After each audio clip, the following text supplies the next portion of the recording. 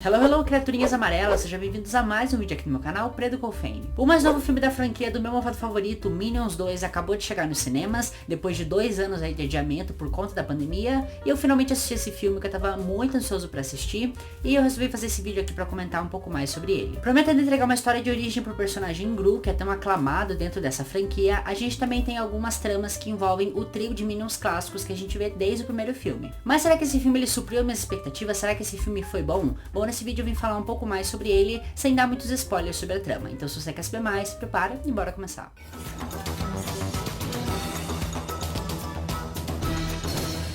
Bom, primeiro de tudo, antes de começar esse vídeo, eu só quero deixar claro que tudo que eu vou falar nesse vídeo é baseado na minha opinião, totalmente o que eu assisti, e não vai ter muitos spoilers sobre a trama, sobre o plot twist do filme, não. Eu só vou contar sobre os arcos de história, o que eu achei do desenvolvimento, se eu gostei ou não, e falar só o que foi revelado em trailer e também nas sinopses e na divulgação oficial do filme. Bom, esse filme ele me chamou muita atenção, primeiro de tudo, porque o nome dele carrega um subtítulo de muito peso, que se chama Minions 2, A Origem de Gru. Isso me chamou muita atenção porque nesse filme a gente vê o Gru criança, e isso é mostrado no trailer, isso é mostrado em pôster, então é algo que vem vendendo bastante o filme. Ver a origem do Gru desde quando ele era criança, e qual que foi o primeiro contato dele com os Minions. Bom, o primeiro filme dos Minions ele foi lançado lá em 2015, depois do sucesso dessa franquia, e nesse filme a gente conhece um pouco mais sobre os Minions, de onde eles surgiram, quais são as ambições deles, o que eles fazem ao longo de tanto tempo assim. E dá pra entender que os Minions são meio que imortais, que eles nascem e ao longo do tempo eles serviram as pessoas mais poderosas, os vilões mais malvados daquela época. E dentro dessa sequência, dessa busca por algum personagem para que eles possam ser realmente os Minions dela, a gente tem esse momento final do primeiro filme, onde eles se encontram com o Gru, mas isso não é tão explorado assim. E esse filme, ele visa justamente mostrar o que aconteceu depois do final do primeiro filme. Então a gente tem sim um certo momento que esse filme faz referências ao que aconteceu no primeiro filme. Eu acho que pelo menos o primeiro filme dos Minions seria legal assistir antes de ver esse. E quando a gente fala dos Minions, que são essas criaturinhas que tem várias e várias, eles não podem fazer um filme que explore tantos personagens assim. Então para isso a gente tem um trio principal de Minions que a gente acompanha desde o primeiro filme. Esses 3 Minions eles funcionam muito bem na minha opinião, porque cada um tem uma característica diferente, cada um tem um jeito de se comportar muito único, e que junto eles formam um trio muito bom. A gente tem o Stuart, que ele é o Minion mais travesso e bem chato, tem o Kevin, que é um Minion mais racional, e tem o Bob, que ele vive com um ursinho e é muito fofinho. E a dinâmica que eles têm em cena me lembrou muito Alvin os Esquilos, que tem 3 esquilos também com as mesmas características, só que com os Minions é um pouquinho diferente porque você não consegue entender muito o que eles falam, então a dinâmica deles é mais em gestos e em ações que você vê ao longo do filme. Só que nesse filme, diferente do primeiro, a gente tem 4 Minions, né? A gente tem esse trio principal e tem mais um outro Minion, que é o Otto, e ele meio que faz um outro ponto na narrativa específico sozinho, e deixa o trio ali fazer a parte deles. Eu acho que o Otto junto desses 3 não ia dar muito certo. E o Otto, ele é o personagem dos Minions que tá sendo divulgado, então toda vez que você vê um pôster ali dos Minions 2 que tem o desenho de um Minion, geralmente é o Otto. Bom, basicamente esse filme, o Gru, ele tá ali como criança e ele quer muito se tornar um vilão, é uma ambição que ele tem desde criança, e ele é muito fã do Sexteto Sinistro. Basicamente essa união desses 6 vilões acaba se tornando só 5, porque acontece uma coisa com desses vilões, e eles meio que abrem vaga pra que tenha mais um vilão ali no Sexteto. E basicamente com isso o Gru, ele quer se mostrar como vilão, mostrar as habilidades que ele tem, porque ele quer crescer ao lado desse povo que ele tanto admira. Só que quando ele chega lá na entrevista pra mostrar o que ele sabe, eles riem dele. Eles acabam zombando dele porque ele é uma criança querendo se tornar vilão, e ele, pra poder provar que ele de fato é uma pessoa que pode ser um vilão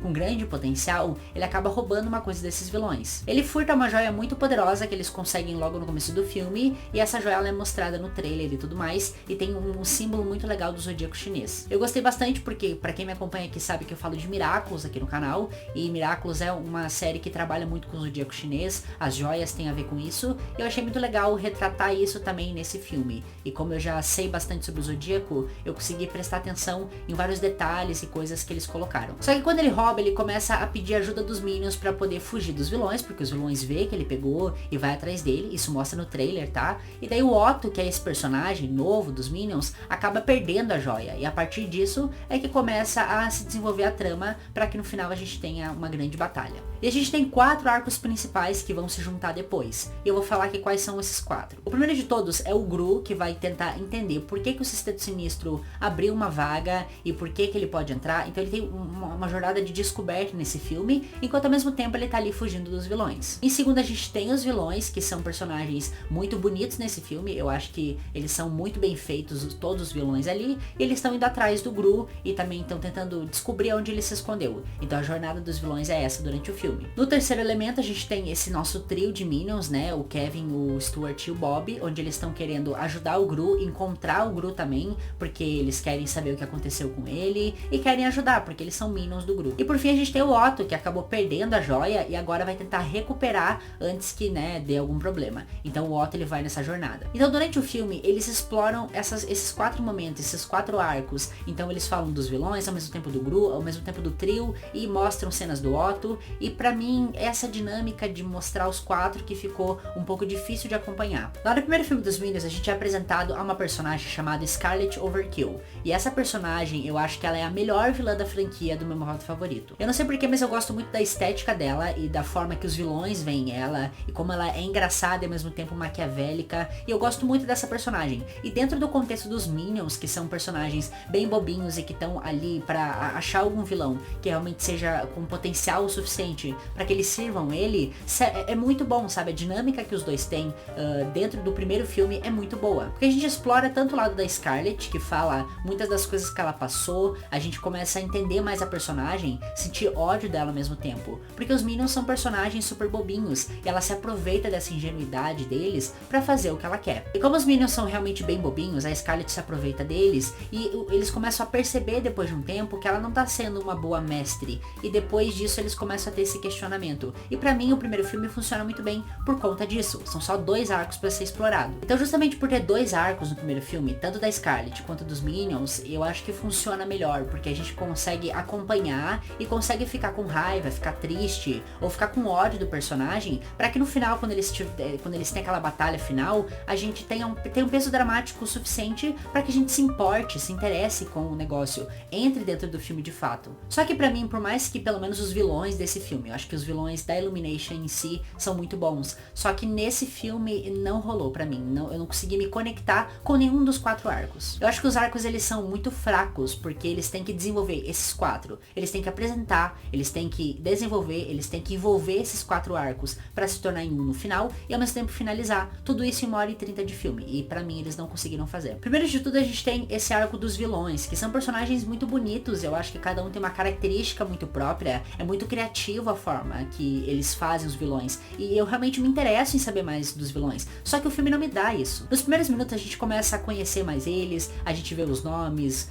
as habilidades que eles têm, mas fica só por isso. Eu acho que o tempo de cena de cada um é muito curto. Uma personagem, por exemplo, uma vilã que me chamou a atenção foi a freira. Eu achei super engraçado uma freira ser uma vilã e a forma que ela se comporta, mas ela deve ter 2, 3 cenas que são relevantes. E você sai do filme sem lembrar dos vilões, você não lembra o nome, você não lembra quais são. Inclusive pra fazer esse vídeo eu tive que pesquisar qual era o nome, porque eu não fazia ideia. A única que eu acho que eu tive um certo vínculo foi a Dona Disco, que é a vilã que basicamente comanda tudo ali, comanda os vilões e fala nos momentos que os vilões têm que socializar com alguém, é ela que fala por todo mundo. Ela meio que tá liderando a equipe. Então não sei, eu achei os vilões muito interessantes, mas eu queria muito ver mais deles e o filme não me entregava, e daí no final tem todo um desenvolvimento que não faz sentido, porque eu não tenho empatia, não tenho ódio dos vilões, eu não tenho nada pelos vilões, são só vilões que eu sei que são vilões, porque o filme me apresenta assim. Depois tem o arco do trio de Minions, que eu acho que funciona muito bem, e eu acho que, como eu falei, os 3 juntos, pra mim é muito bom, sabe? Porque cada um tem uma característica,